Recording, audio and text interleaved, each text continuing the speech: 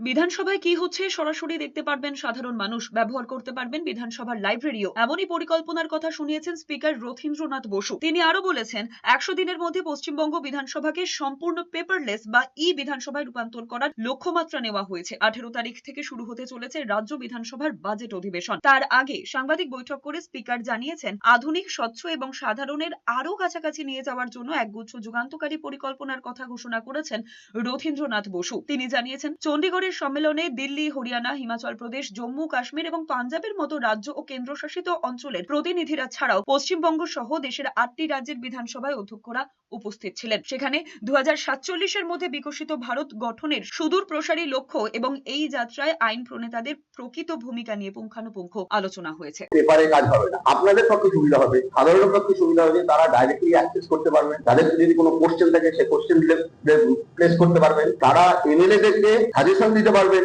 যে কিভাবে কি কোশ্চেন করা উচিত, কি অসুবিধা আছে।